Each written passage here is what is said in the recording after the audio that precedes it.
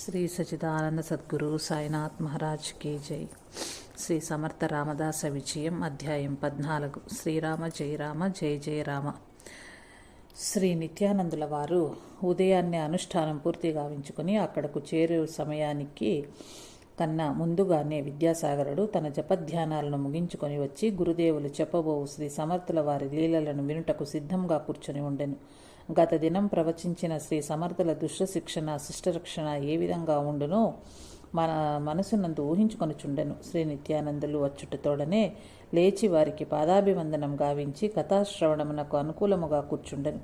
అనగా గురుదేవులకు అభిముఖంగా కూర్చుండెను. ధార్మికులారా, శ్రోతలు ఎప్పుడైనా గురుదేవులు లేదా వక్తల ముందర కొంచెం తక్కువ ఎత్తులో వారి దృష్టి తమపై పడినట్లు కూర్చుండి శ్రవణం చేయాలి. కానీ ప్రక్కలోనో చాటుగానో లేక వెనుక భాగంగానో కూర్చుండి శ్రవణం చెయ్యరాదు. అట్లు చేసిన విషయం పూర్ణంగా గ్రహించలేరు. ఇది అందరూ తెలుసుకోవలసిన విషయం. శ్రీ సమర్థుల టాకలీకి తిరిగి వచ్చుట. శ్రీ నిత్యానందుల వారు శిష్యుని ముఖంలోకి చూస్తూ ఏదో యోచించుచున్నట్లున్నావు, దేని గురించి అని ప్రశ్నింపగా, విద్యాసాగరుడు, గురుదేవా, శ్రీ సమర్థుల వారి సమయస్ఫూర్తిని గురించే ధ్యానించుచున్నాను. తర్వాతి కార్యకలాపాలను వివరింప వేడుచున్నాను నన్ను. వత్స, శ్రీ సమర్థులు పంచవటి నుంచి టాకలీకి వచ్చినారు. వారు వస్తున్న విషయం తెలిసి దూరం నుండి ఉద్ధవుడు పరుగున వచ్చి వారి పాదాలపై పడెను. శ్రీ స్వామి అతన్ని లేవనెత్తి, నాకు మరా అంటూ హృదయానికి హత్తుకున్నాడు. ఉద్ధవుడు గొంతు గద్గదికం కాక మాట్లాడలేక కన్నుల ఆనంద బాష్పాలు కారుస్తూ కొంత తడవు ఉండి, స్వామి, ఎంతకాలమైంది తమరి దర్శనం లేక మా మనసులు పరితపిస్తున్నాయి. ఎండిపోయిన బీడు పొలములకు తొలకరి జల్లు వలె మా హృదయాలకు మీ చల్లని చూపులేప అమృతపు జల్లులు అన్నాడు. ఇంతలో అతని తండ్రి కులకర్ణి గారు మరియు గ్రామస్తులందరూ వచ్చి చేరి శ్రీ సమర్థులకు ప్రణామములు చేసిరి. శ్రీ స్వామివారు అందరినీ పేరు పేరున కుశల ప్రశ్నలు వేసిరి. దేవాలయంలోని హనుమంతునకు పూజాధికములు సక్రమంగా జరుగుచున్నవా అని విచారించి తెలుసుకుని వారిని ఆశీర్వదించిరి. అచ్చట యథావిధిగా భిక్షాటనం చేయించు కొలది దినములు మాత్రమే ఉండిరి. ఆ తరుణంలో గ్రామ ప్రజలను కులకర్ణి ఉద్ధవ స్వాములను కోరగా తన క్షేత్రయాత్ర విశేషములు వివరించిరి. నిత్యము ఉదయం సాయంత్రాలలో వారికి జ్ఞాన ప్రబోధమును ఈ విధంగా చేసినారు. జ్ఞానుల సహవాసము. ధార్మికులారా, ఎరుకలేని కాలములో జరిగిపోయినదేదో పోయింది. కాలం చాలా విలువైంది. అది నిలబడదు, కదిలిపోతూనే ఉంటుంది. పోయిన సమయం వృథా అయినదను జ్ఞానము గురుదేవుల ద్వారా తెలిసినప్పుడు పోయిన దానికి ఒక ముందు కాలమును సద్వినియోగం పరుచుకునవలేను. జ్ఞానియకు గురువు లభించిన తదుపరి విడవక అనుసరించవలేను, స్మరించవలేను, అతనితో స్నేహం అనర్చవలేను, సేవించవలేను. తద్వారా జ్ఞాని యొక్క సుబుద్ధిని నేర్చుకునవలేను. తెలియని విషయములను అడిగి తెలుసుకునవలేను. సమయం ఎరిగి ఉపచారం చేయవలేను. గురువు కొరకు తన దేహమును వేయపెట్టవలేను. సాధకుడు బుద్ధిపూర్వకంగా జ్ఞాని యొక్క సాంగత్యమునందుండి భజించి అనుభవమును పొందవలేను. నిత్యానిత్య వస్తు వివేకమును గ్రహించవలేను. ఆయన చెంత గీతములను పాడుట, వాద్యములను మ్రోగించుట, నానా విధములకు ఆలాపనలు నేర్చుకునవలేను. అతని ఆండలో అనేకమగు ఔషధి జ్ఞానమును బడయవచ్చును. గురుదేవుల నుంచి పరీక్షా విధానమును తెలుసుకునవలేను. ఆయన సముఖమున వ్యాయామము, ఈత కొట్టట, యోగాసనములు, పరుగు పందెములు గెలుచుటయే కాక ధ్యానమును అభ్యసించవలేను. ఆయన చెప్పినట్లు నడుచుచు సమాజ సేవలు చేయుట, యుక్తాయుక్త వివేకము, చతురతలను గ్రహించవలేను. ఆయన చెప్పిన చిన్న విషయాన్ని కానీ పెద్ద విషయం కానీ మననం గావింపవలేను. నిరంతరం గురుని స్మరణం, ఈ లీలాశ్రవణం, ప్రసంగములు నేర్వవలేను. అతడు ఏ విధంగా అన్యులను సంతోషపరచునో తెలుసుకుని తానట్లు మెలగవలేను. గురుని వద్ద గల విశిష్ట చాతుర్యమును, రాజనీతిని, నిరూపణా విధానమును గ్రహించవలేను. జ్ఞాని యొద్దనే కవిత్వము, గద్య పద్య రచన నందుగల మాధుర్యమును ఆస్వాదించుట ద్వారా దాని భావమును గ్రహించుట ఉత్తమము. గురుని యొక్క రచనలు చదువుచు వచన భేదములు, నానావిధ సంవాదములోని మెళుకువలు ఎరుగవలేను. జ్ఞాని యొక్క తీక్ష్ణత, సహిష్ణుత, ఉదారతలను గమనించవలేను. నానావిధ కల్పనలు, అతని దూర దర్శిత్వము మరియు యోచనా విధానములను తెలుసుకునవలేను. జ్ఞాని తన కాలము నెట్లు సార్థకం చేయుచున్నదనియు అతని ఆధ్యాత్మిక వివేకము, అతని గుణగణములు పూర్తిగా గ్రహింపనగును. అతని భక్తి మార్గమును, వైరాగ్య యోగమును సమస్తమును గ్రహింపవలేను. జ్ఞాని వద్దని జ్ఞాన సముపార్జన, ధ్యానము చేయవలేను. ఆయన ముఖంలో ఆయన సూక్ష్మ చిహ్నములను, అలిప్తతను, విదేహ లక్షణములను బ్రహ్మ వివరణము వరకు తెలియనగును. గురువే సర్వాంతర్యామి. అతని మహిమ లేమని వర్ణింప శక్యము. అతని విద్యకును కళకును గుణములకును హద్దులు లేవు. పరమేశ్వరుని గుణములే అతని గుణములుగా పరమేశ్వరుని తత్వమే గురుతత్వమని సమన్వయించి గానం చేసినచో అఖండానందము లభించును. తొలుత దృశ్యమాన పదార్థ దర్శనము, తదుపరి ఈశ్వర తత్వమును దర్శింపవలేను. అనగా గురుదేవుని బాహ్య రూపారాధనము, తదుపరి గురుతత్వారా ఆరాధనము చేయవలేను. ఈ రెండింటికి అవినాభావ సంబంధం ఉన్నది. దృశ్యమాన శరీరం నందుననే గురునితో సంగమము సహవాసము కుదుర్చుచున్నవి. ఆ శరీరము అనిత్యమని, గురుని తత్వమే శాశ్వతమను సత్యము అవగాహనకు వచ్చుచున్నది. కావున గురుని ఆకారమునకు కూడా దివ్యత్వము కలదని విశ్వసింపవలేను. ఈ విశ్వ రచనా చమత్కృతి కలిగిన భగవానుడు స్వయంగా గోచరించడు. వివేక బలముచే అతనిపై దృష్టి నుంచి ధ్యానించగా గురు స్వరూపము దర్శనమిచ్చును. గురుని స్పర్శన సంభాషణములు అత్యంత భాగ్యవంతులకే లభించును. అటుపై భక్తులు సంసారమందున్నను అది దాటలేనిదిగా భావించరు. ఇది అనుభవపూర్వక విషయమని గ్రహింపదగినది. ప్రియాత్మ బంధువులారా, చక్కగా విషయమును గ్రహించినారు కదా. ఏ విషయమైనను వినినంతనే ఉపయోగం కానేరదు. దానిని జ్ఞప్తియందుంచుకొని నిత్యము మననం చేయవలేను. అప్పుడు దాని సారము మనసునందు నిల్చును. అయ్యలారా, పాల ఎందు వెన్నగలదు, కానీ పాల నుంచి చేతితో తీయుటకు వీలుపడదు. పాలను తగుమాత్రం సెగపైన కచ్చవలేను. తగుమాత్రం వేడిలో ఉన్నప్పుడు పెరుగును వేసి తోడుపెట్టినా పెరుగు తయారవుతుంది. అది నిర్ణీత సమయం వరకు ఆగి కవ్వంతో చిలకవలేను. సరి అయిన విధముగా ఈ ప్రక్రియ అంతయు అనుభవజ్ఞుల సహాయంతో నేర్చి చేసిన ఎడల వెన్న తీసుకోగలరు. ఈ విశ్వమందు నిండి ఉన్న పరమాత్మను దర్శించుటకు కూడా ఒక నిర్ణీత సాధనా ప్రక్రియ కలదు. దానిని ఆచరించియే పరమాత్మను పొందవలేను. ఆచరణ లేనిచో సర్వము నిష్ఫలమేనని తెలిపిరి. శ్రోతలందరూ శ్రీ సమర్థ రామదాస స్వామీజీకి జై అని నినాదములు చేసిరి. అందరి హృదయాలలో సంతోషం వెల్లివిరిసినది. ఆ తర్వాత స్వామి తీర్థయాత్రలు చేసి తిరిగి వచ్చినందులకు గాను గ్రామస్తులు భక్తులందరికీ అన్న సంతర్పణము హనుమంతుని ఆలయం వద్దని నిర్వహించిరి. ఉద్ధవునకు మరలా ఒత్తునని చెప్పి శ్రీ సమర్థులు అందరి వద్ద వీడుకోలు చెప్పి బయలుదేరి కృష్ణానదీ తీరమునందు ప్రయాణించి మహాబలేశ్వరంను చేరుకున్నారు. చాతుర్మాస ప్రవచనములు. అచ్చట వర్ష ఋతువు కారణంగా 4 మాసములు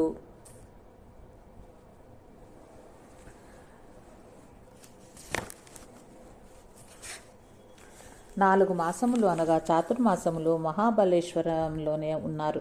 ఆ క్షేత్రంలో నిత్యము ఎందరో సాధువులు గృహస్థులు కూడా వచ్చిపోచుందురు. ఆ ప్రదేశంలో శ్రీ సమర్థులు 4 నెలలు ఉండుట వలన యాత్రికులు కన్నుల పండుగగా శ్రీ సమర్థులను దర్శించుకోగలిగిరి. అప్పటికే శ్రీ సమర్థ నామము శ్రీ సమర్థ రామదాసుగా ప్రఖ్యాతిగాంచింది.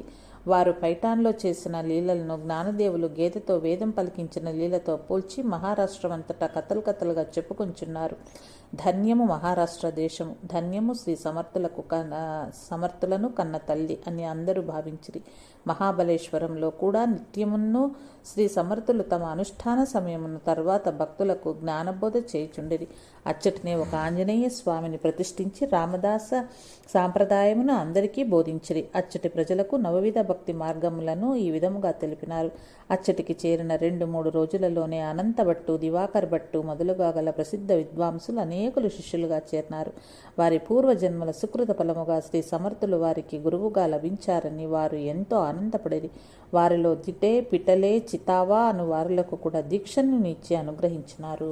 విద్యాసాగర మంత్రోపదేశం స్వీకరించినప్పుడు శిష్యుడు పరమగురువు కైపు పరీక్షించి వరించవలనని శాస్త్రవాక్యం ఉన్నది. ఒకసారి గురువుగా వరించిన తదుపరి జీవితాంతం గురువును త్యజించరాదు. ఒకవేళ గురువును వదిలి వేసినచో ఆ శిష్యునికి రౌరవాది నరకములే గతి అని గురుగీతా ప్రబోధము. అందువలననే ముందుగా కొంతకాలం గురు శుశ్రూష చేసినచో గురువు పట్ల ప్రేమ విశ్వాసాలు బలపడును. గురువు శిష్యుణ్ణి స్వీకరించినప్పుడు కూడా తగు విధముగా పరీక్షించియే స్వీకరించును. తొలుత సేవల యందు నియమించును. ఆ సేవలను ఓర్పుతో శ్రద్ధతో చేయుచుండిన ఎడల అతనిలోని అవలక్షణములు బలహీన గుణములు దూరమగును. తదుపరి మంత్రదీక్ష ఒసిగినచో సాధనా బలము లభ్యమగును.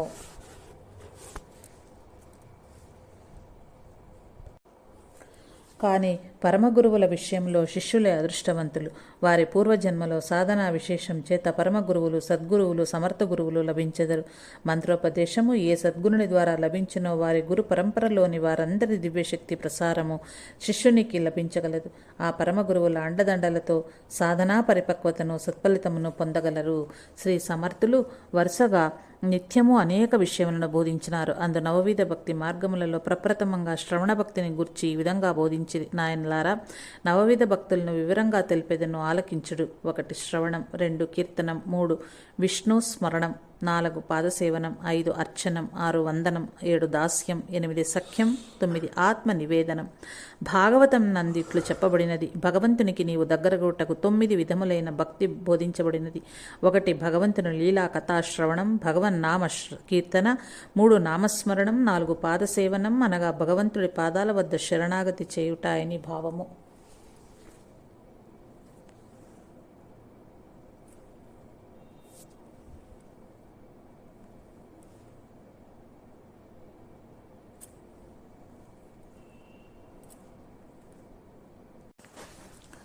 ఒకటి శ్రవణం. కర్మ మార్గము, ఉపాసనా మార్గము, జ్ఞాన మార్గము, సిద్ధాంత మార్గము, యోగ మార్గము, వైరాగ్య మార్గములను గూర్చిన సంపూర్ణ జ్ఞానతత్వమును శ్రవణం ద్వారా గ్రహించుకొనవలెను. బహువిధ పుణ్యక్షేత్రములు, తీర్థములు, మంత్రములు, సాధనములు, తపస్సులు, పునశ్చరణములు శ్రవణం చేయవలెను. దుగ్ధాహారులు, నిరాహారులు, ఫలాహారులు, పర్ణాహారులు, శాకాహారులు, నానావిధాహారులు ఎట్లుందరో వారి స్థితి ఏమిటో వినవలెను. క్షమించాలి, ఇక్కడ తప్పు చదివాను. దుగ్ధాహోరులు, నిరాహోరులు, ఫలాహోరులు, పర్ణాహోరులు, శాకాహోరులు, నానావిధాహోరులు ఎట్లుందురో వారి స్థితి ఏమిటో వినవలేను. ఎండ, వాన, చలిలోనూ, అడవిలోనూ, ఆకాశంలోనూ సిద్ధులు ఏ విధముగా ఉండగలరో నని తెలుసుకొనవలేను. జపము, తపము, తాపన యోగము, తాపస యోగము, హఠయోగము, నిగ్రహ శక్తి, శక్తి మార్గి, అఘోర యోగుల గురించి వింటే కానీ తెలియదు. ముద్రలు, ఆసనములు, లక్ష్యస్థానము, పిండ జ్ఞానము, తత్వజ్ఞానము, చంద్ర, సూర్య, తారామండల జ్ఞానము, ఇంద్రాది దేవతల యొక్క స్థానములు, వాయు, వరుణ, కుబేర స్థానములు, గరుడ, గంధర్వ, కిన్నెర, కింపురుష, విద్యాధర, యక్ష, సిద్ధ, చారణాది జ్ఞానము శ్రవణం చేయవలేను. ఇవన్నీ వినుటయ్యేగాక మననం చేసి వారిని జ్ఞప్నేందు ఉంచుకొని నిక్షిప్తం చేసుకునవలేను. మహావాక్య శ్రవణం చేయుటకు అర్హతను సంపాదించవలేను. స్థూల, సూక్ష్మ, కారణ, మహాకారణ శరీర జ్ఞానము తెలియవలేనని ప్రబోధించారు. 2 కీర్తనం. తర్వాతి రోజున శ్రీ సమర్థుల వారు భక్తులకు ఇట్లు ఉపదేశించిరి. నవవిధ భక్తుల్లో 2వదైన కీర్తన భక్తిని గురించి ప్రవచించారు. తరువాత స్మరణ భక్తిని వివరించారు. అయ్యలారా, భగవానుని కళ్యాణ గుణములను విని మననం చేయగా నిరంతరం అదే గుణగానముగా కీర్తనారూపంగా ఆ భక్తుని హృదయాంతరాళం నుంచి బయలువెడలను. ఆ కీర్తనలందు భగవంతునికి భక్తునికే సంబంధం ఉండవలేను. తన స్వార్థపరమైన కోరికలను స్థానం ఉండరాదు. అట్టి ఎడ భగవంతునిపై అవ్యాజ ప్రేమ ఏర్పడును. ఆ ప్రేమ ప్రవాహంలో కాలమే తెలియదు. కీర్తనలతోనే ఎందరో భక్తులు భగవంతునితో తాదాత్మ్యం పొంది తుదకు ఆయనలోనే లయమైనారు. తదుపరి 3వ సోపానమైన స్మరణ భక్తిని వివరించారు. స్మరణ భక్తి. ఈ నామస్మరణం ఎంత చేసినా ఫలమంతం అధికమగును. ఆ ప్రవాహంలో నీ పాప సంచయమంతయూ కొట్టుకుని పోవును. పరిశుద్ధుడు కాగలవు. క్రూరాత్ముడైన అజామిలుడు నారాయణ అని అవసాన కాలమున తన తనయుణ్ణి పిలిచినను భగవానుడు తన సాయుధ్యమునిచ్చెను కదా. నామస్మరణ జీవితమంతయూ చెయ్యకున్నను తుదిగడిలలో చేసినను మోక్షమిచ్చును.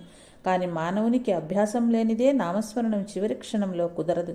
ఎప్పుడు మరణకాలం సంభవించినో ఎవరూ ఎరగలేరు. కావున ప్రతి క్షణము నామస్మరణం విడవక చేయుటయే తరుణోపాయం. బాల్యము నుంచి అలవాటు పడని వారు ఎంత వయస్సు వచ్చినా భగవంతుని తలచలేరు.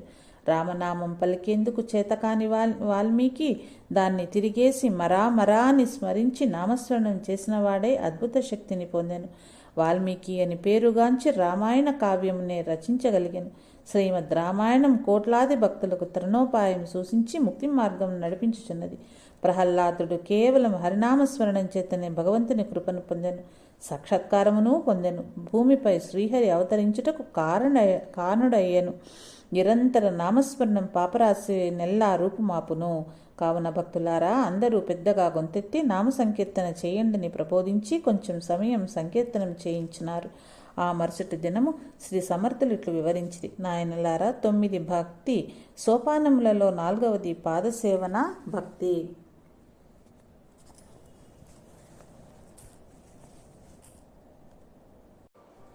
స్మరణ భక్తి.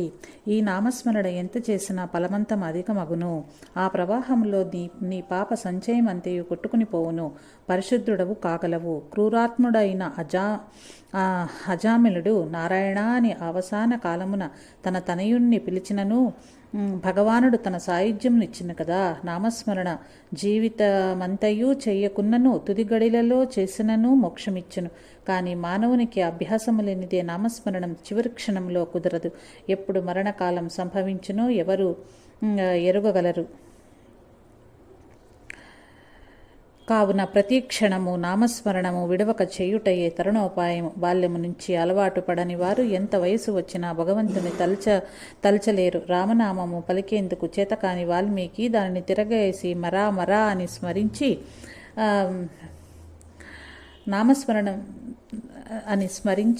నామస్మరణము చేసిన వాడై అత్యద్భుత శక్తిని పొందెను. వాల్మీకి అని పేరుగాంచి రామాయణ కావ్యంని రచించగలిగాను.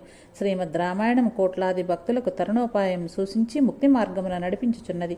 ప్రహ్లాదుడు కేవలం హరినామస్మరణ చేతనే భగవంతుని కృపను పొందెను, సాక్షాత్కారమును పొందెను. భూమిపై శ్రీహరి అవతరించుటకు కారణుడయ్యెను. నిరంతర నామస్మరణము పాపరాశి నెల్లా రూపుమాపును. కావున భక్తులారా, అందరూ పెద్దగా గొంతెత్తి నామ సంకీర్తన చేయండి అని ప్రబోధించి కొంచెం సమయం సంకీర్తన చేయించారు. ఆ మరుసటి దినమున శ్రీ సమర్థులు ఇట్లు వివరించిరి: నాయనలారా, 9 భక్తి సోపానములలో 4వది పాదసేవన భక్తి. పాదసేవన భక్తి. భగవంతునికి నిరంతరము లక్ష్మీదేవి పాదసేవనం చేయుచుండెనని మనకు తెలియను. కానీ మనకు శ్రీహరి పాదసేవనం ఎట్లు కుదురును? కావున నవవిధ భక్తి మార్గాలలో ఒకటి విడవలేనని భావమా?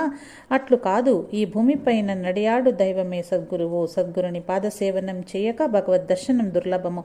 కావున తొలుత సద్గురుని ఆశ్రయించి నవవిధ భక్తి మార్గములను అనుసరించి సేవించుట మోక్షగామికి ముఖ్యమైన సాధనమై ఉన్నది. ఈ సాధన ద్వారా కానీ అహంకార నిర్మూలనం జరగదు. ఆ పైన కానీ భగవద్ అనుభవం ప్రాప్తించదు. సంగత్యాగము, ఆత్మ నివేదనము, విదేహ స్థితి, అలిప్తత, సహజస్థితి, ఉన్మనము, విజ్ఞానము అను సప్త స్థితులను సాధుసేవ వలన మాత్రమే తెలియగలవు. ఇవి కాక గురుముఖతః తెలియవలసిన వేదము, వేద రహస్యము, వేదాంతము, సిద్ధత్వము, సిద్ధభావము, సిద్ధాంత రహస్యము, అనుభవము, అనుభవ విషయము, అనుభవ ఫలము, సత్యవస్తువు మున్నగునవి తెలియవలేను. ఇవన్నీ అనుభవమునకు ద్వారములు. వీనిని గురించిన జ్ఞానము పూర్ణ జ్ఞానము. ఇట్టి పూర్ణ జ్ఞానమును పొందిన సద్గురుని ఆశ్రయించి సేవించనిదే ఎవనికి పరబ్రహ్మతత్వానుభవము కలగదు. శాస్త్రము, గురువు, ఆత్మయను ఈ మూడింటి అనుభవమును ఒక్కొక్కటి గావించుకుని తానై పోవలేను. ఇది ఏ సత్యము. ఇది సద్గురుని కృపాకటాక్షం వలన మాత్రమే లభించు స్థితి. దీనికై సద్గురు సమాశ్రయము సేవించు గుణము అత్యంత అవసరము. బాహ్యం నందును భావము నందును సద్గురు చరణార విందములను నిరంతరం సేవించు భక్తిభావమే సేవాభక్తి. తర్వాత అర్చనా భక్తి గురించి ఇట్లు వచించి అర్చనా భక్తి. అర్చనమనగా దేవీ దేవతలను అర్చించుట, అగ్నిహోత్రమును అర్చించుట, సాధు సజ్జనులను, యతీశ్వరులను, అతిథి అభ్యాగతులను, తల్లిదండ్రులను భక్తితో అర్చించుటను సామాన్యముగా అర్చన ఎందురు. ఈ అర్చనమునకు అనేక వస్తు సముదాయములను సమకూర్చుకునవలెను. వస్తు సముదాయము నందాసక్తి పెరిగిపోయినచో భక్తిభావం తగ్గిపోవును. అట్లుగాక యథాశక్తిగా వస్తువులతో అర్చనం చేయుట ఉత్తమము. పూర్ణ భక్తితో తన ఎదుట విగ్రహమును, చిత్రపటమును అచ్చట తాను ఏర్పరచుకున్న మూర్తికి చేయు అర్చనయే భగవంతునికి ప్రీతికరము. వస్తు సముదాయం అంత ముఖ్యము కాదు. ఒక్కొక్క సమయమున మానస పూజ తన మనస్సునందే సమస్త వస్తువులను భావించి అర్చించు విధానము కూడా ఉత్తమమైనది.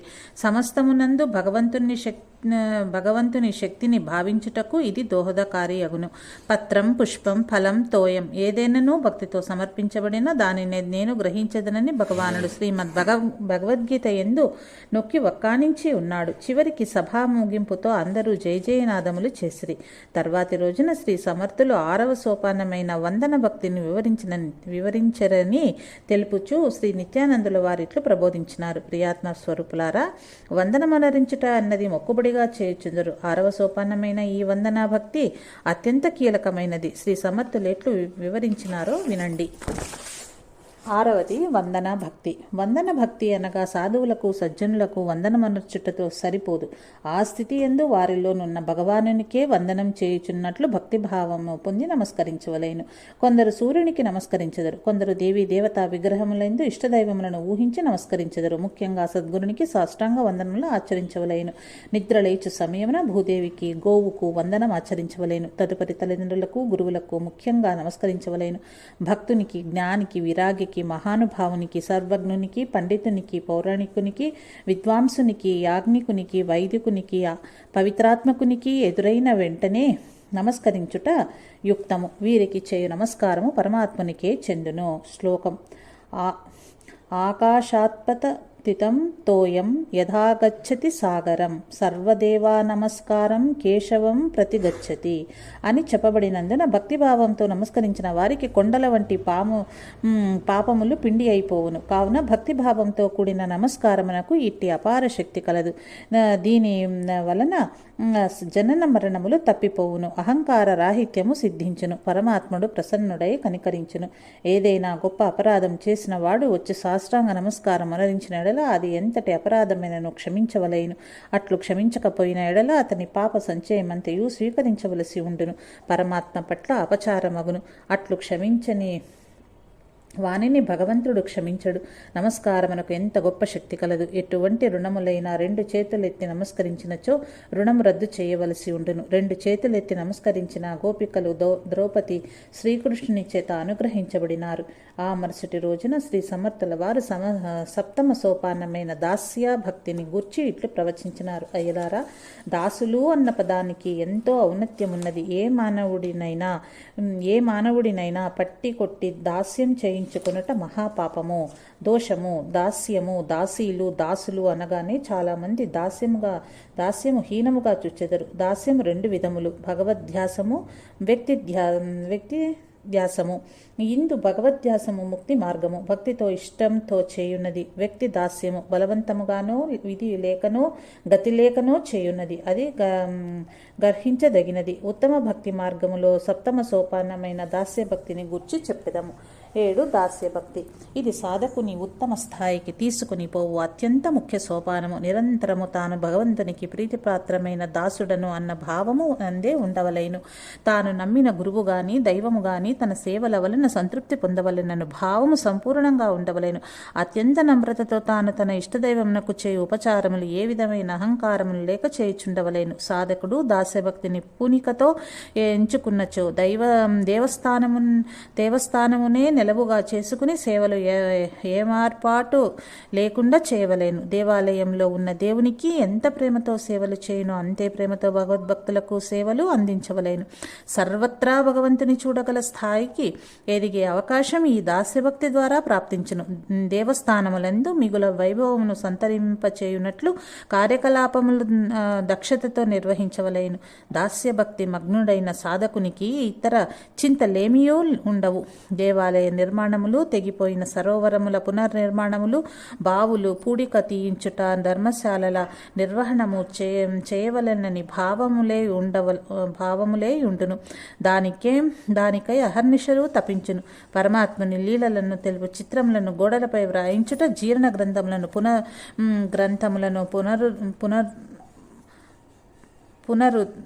ముద్రించుట, 4 రోడ్ల కూడలిలో 10 మందికి విశ్రాంతి కూడలిని నిర్మించుట, ఏ పని చేపట్టినను లోన దాస్యభావమును వీడక చేయుచుండవలేను. ఆలయమునందు ఉండవలసిన ఏనుగు, గుర్రము, సింహాసనము, పల్లకి, చౌకి, సుఖాసనము, ఊయల, మేన, విమానము మొన్నగు వాహనములను ఏర్పరచును. మేఘాడంబరము, ఛత్రము, చామరము, సూర్యముఖి, చంద్రముఖి, రాజచిహ్నములు, నానావిధ వాహనములు, రథము, సువర్ణాసనములు మిగుల మనోహరముగా చేయించవలేను. దైవమునకు అలంకరణ సామాగ్రి, రత్నభూషణములు, కవచములు, దివ్య వస్త్రములు, సర్వాభరణములు, నానావిధ ధాతుపాత్రలను ప్రయత్నపూర్వకంగా అమర్చవలేను. పుష్పముల కొరకు పూదోటలు వేయించి సంరక్షకులను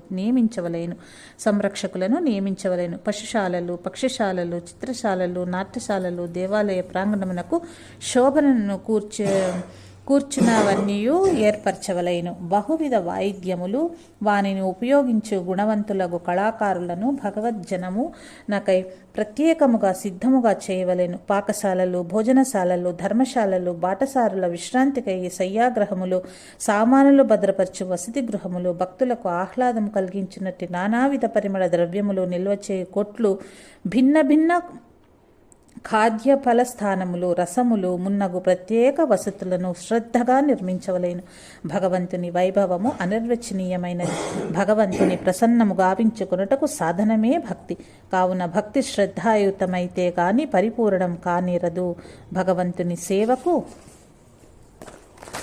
వినియోగపడని సంపద కాని, బుద్ధి గాని, మనస్సు గాని, జీవితము గాని అడవిలో కాచిన వెన్నెల వలె వృథాయే. భగవత్ సేవా సంబంధములైన సమస్త కార్యములను నిర్వహించుటకు తాను సర్వకాల సర్వావస్థల యందును సంసిద్ధముగా ఉండుటయే కాక ఇతరులను ప్రోత్సాహపరచుచుండవలైను.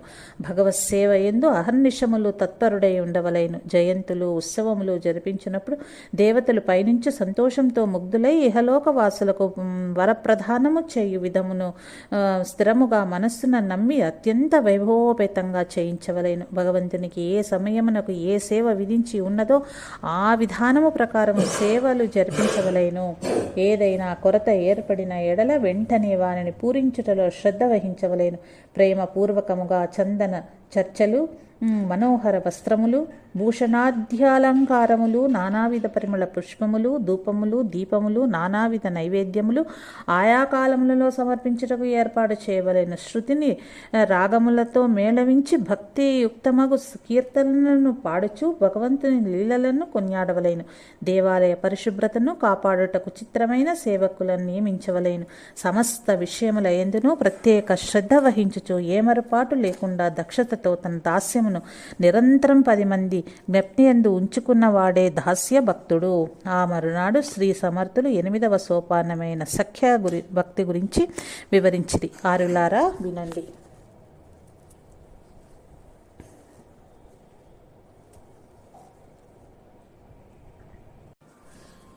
8 సఖ్యభక్తి.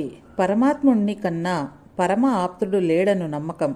ఈ ప్రాపంచిక బంధుత్వం అశాశ్వతమని భగవానుని తోటి స్నేహం చేయుట తన విధిగా భావించవలేను.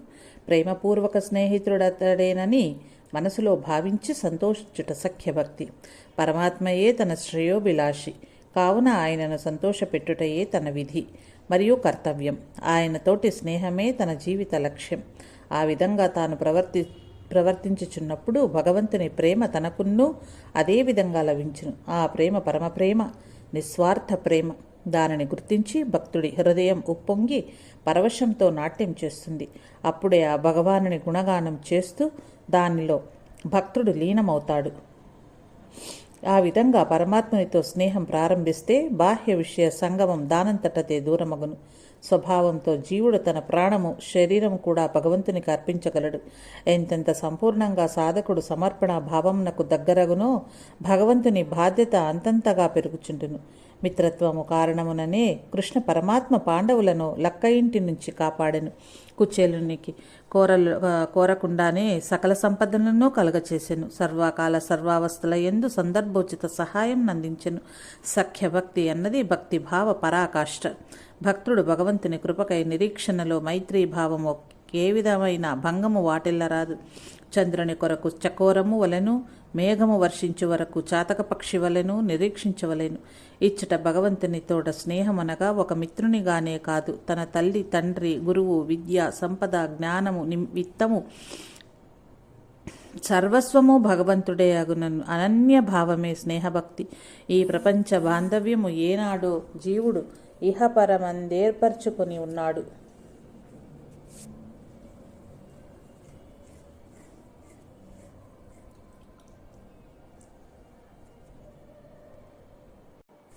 తర్వాత శ్రీ నిత్యానందులు నామస్మరణ చేయించి జయ జయ రఘువీర సమర్థ అని జయ జయ నాదములు చేయించగా అందరూ జయనాదములు చేసిరి. చివరికి నవమ సోపానము ఆత్మ నివేదనము అను భక్తిని ఈ విధంగా వివరించినారు అని నిత్యానందులు ఇట్లు చెప్పిరి. శ్రీ సమర్థులు ఆర్యులారా, ఈరోజు చిట్ట చివరిదైన ఆత్మ నివేదనమను క్రియను భక్తిపూర్వకంగా ఎలా చేయాలో వివరించదను. ఆత్మను నివేదించుట ఏదైనా పదార్థములనైతే నివేదించవచ్చును, ఆత్మ పదార్థము కాదు కదా, దాన్నెట్లు నివేదించుట అని మీరు సందేహపడుదురేమో. ఆత్మ నివేదనమనగా లోనున్న ఆత్మతో పాటు లోనున్న భావ పరంపరలు, కష్టాలు, దుఃఖాలు, సుఖానుభవాలు, ఈ శరీరము సర్వము నావి కాదు, ఓ భగవాన్ నీదే అని నోటితో చెప్పుట కాదు, పూర్తి శరణాగతి పొందుట అని భావము. 9 ఆత్మ నివేదన భక్తి. ఆత్మ నివేదనము లేక ఆత్మ సమర్పణము అను దానికి అర్థము తెలుసుకొనుటయే కాని వేరేమీయూ లేదు. సప్తమ భక్తి అయిన దాస్య భక్తి అభ్యాసమందును, అష్టమ భక్తి అయిన సఖ్యాభక్తి అభ్యాసమునందును తన సర్వ సంపదలను సర్వశక్తియుక్తులను భగవంతునికి సమర్పించడం జరిగినది. ఇంకనూ సమర్పించకుండా ఏది మిగిలి ఉన్నది? తనదంటూ ఏమైనా ఉన్నదా అనే యోచన విచారణ భక్తునిలో కలిగి నేను నాది అను పదములకు అర్థం తెలుసుకునే ప్రయత్నమే మిగిలినది. నాది అని చెప్పబడినదంతా భగవంతుడే ఇస్తే వచ్చిన సంపదయన్న విషయం తెలిసే దానిని సమర్పించాడు. ఇక మిగిలినది నేను అనుభావము. ఈ నేను ఎవరు అనే విచారణలో తేలేదేమిటంటే, ఈ శరీరం నేను కాదు, అది పంచభూతముల కలయికతో ఏర్పడింది, రూపము కలిగి నామము కలిగి వ్యవహరించబడుచున్నది. ఇది ప్రపంచ వ్యవహారం కొరకు ఏర్పడింది, అశాశ్వతమైనది. అసలు శాశ్వతం సత్యమైన ఆత్మ జీవాత్మ దీని యందు చేరినందున చైతన్యవంతమై ప్రకాశవంతమై వ్యవహారములు చేయుచున్నది. ఆ జీవాత్మ దీనిని త్యజించగా ఈ శరీరం నామరూపములన్నీ కోల్పోవుచున్నది. ఈ విచారణ ద్వారా విషయం తెలుసుకుని అశాశ్వతమైన శరీరంతో తాదాత్మ్యం చెందక తన నిజతత్వమైన శాశ్వత తత్వముతోనూ సత్యవస్తువుతోనూ తాదాత్మ్యం చెందుటయే, ఏకత్వం పొందుటయే, సమ్మిళితమగుటయే, లయమగుటయే, మిశ్రమమగుటయే, కలిసిపోవుటయే, తాను వేరుగా లేకుండుటయే ఆత్మ నివేదనము. నదులన్నీ సముద్రం వరకు తమ తమ నామధేయములతో ప్రవహించి సముద్రంలో సంగమించుచున్నప్పుడు సముద్ర రూపమును దాని గుణమునే పొందును. నది యొక్క నామ రూప గుణములకు ఉనికి ఉండదు. అట్లే పరమాత్మ తత్వమెరిగి తనను తాను సమర్పించుకున్నట్టయే తనకు ప్రత్యేకమైన ఉనికి లేకుండా చేసుకున్నట్టయే అనగా నేను లేను, ఉన్నది తానే అంటే పరమాత్మయే అనను భావము పటిష్టమగుటయే ఆత్మ నివేదనము. తానెవరో ఎరుగుట ద్వారా తెలియవచ్చుచున్నది తాను భక్తుడని కాక అవిభక్తుడని ఎరుగును అనగా పరమాత్మ యొక్క అఖండ తత్వము అవగతమగును. నవవిధ భక్తి సోపానములలో చివరిదైన ఆత్మ నివేదనము అన్నది పొందనిచో సాధన పరిపక్వత చెందదు, జనన మరణ సంసార చక్రము నుండి విడుదల లభించదు. ఈ వచనములు సత్యసిద్ధములు, ఇందు సందేహము వలదు. అయితే ఈ చెప్పబడిన నవవిధ మార్గములలో దేనినైనా అనుసరించవచ్చును, కానీ చివరిదైన నవమ భక్తి ముక్త స్థితిని పొందించును. కావున సద్గురుని చరణ సన్నిధిలోనే అనుభవమును పొందనగును. తనకు తానే ఎవ్వరునూ పొందలేరు అని ముగించిరి. అందరూ జై జయ ధ్వానములు చేసిరి. జై జయ రఘువీర సమర్థ.